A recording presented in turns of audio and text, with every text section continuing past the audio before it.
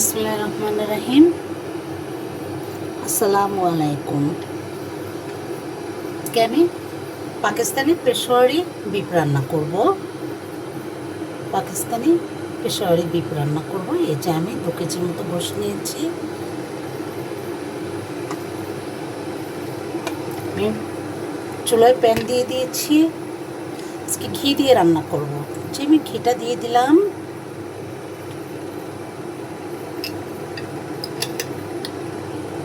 তেল ছাড়াই ঘি দিয়ে রান্না করব। ঘি দিয়ে দিয়েছি। কিছু আদা কুচি করে রেখেছি, এটা আমি দিয়ে দিলাম।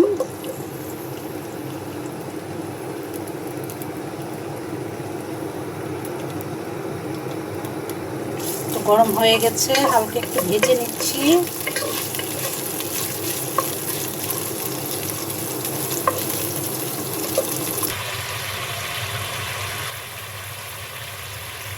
আমি অফ ক্যামেরায় আমি দিয়ে দিয়েছি। এখন ভেজে নিয়েছি।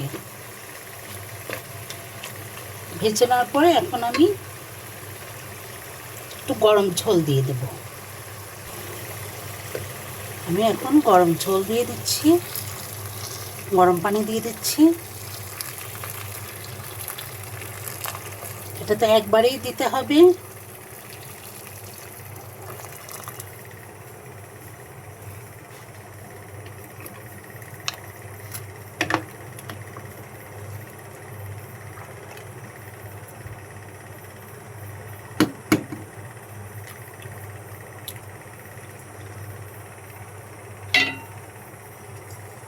এখন আমি পেঁয়াজ দিয়ে দিচ্ছি 6-7টা, মিডিয়াম সাইজের, একদম ছোট সাইজের পেঁয়াজ দিয়ে দিচ্ছি।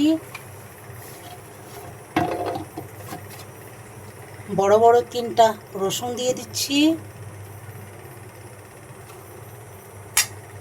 আমার এখন এই টাইমে ফ্রোজেন করা ছিল, এগুলো আমি টমেটো ছিল সেটা আমি দিয়ে দিচ্ছি।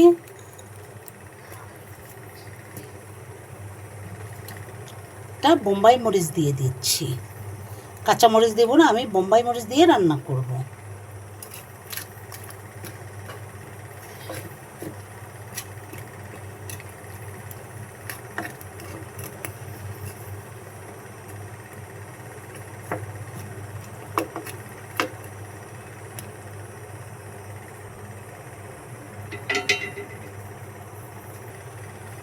আমি আরও একটা ঘেরানালা, অনেক ঘেরান, সেই বোম্বাই মরিচ দিয়ে দিলাম। এখন আমি এটাকে একদম ঢেকে দেব।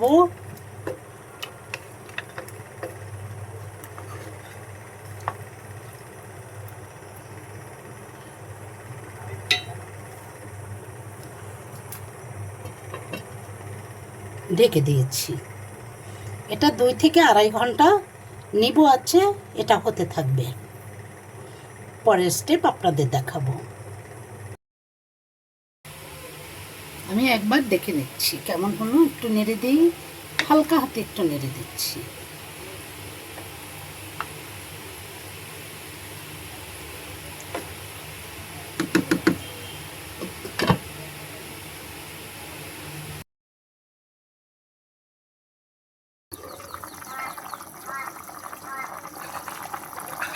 পাকিস্তানি পেশোয়ারি বিফ রান্না হয়ে গেল।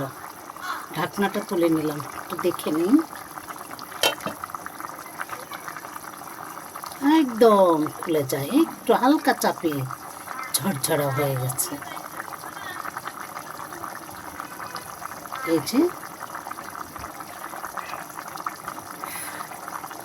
যে একদম তুলতুলে হয়ে গেল। বিফ পেশোয়ারি বিফ রান্নাটা হয়ে গেল। আর আমার সাথে আছেন আপনারা, দোয়া করবেন, ভালো থাকবেন। কেমন হয়েছে লাইক, কমেন্ট ও সাবস্ক্রাইব করবেন। ভালো থাকবেন। আসসালামু আলাইকুম।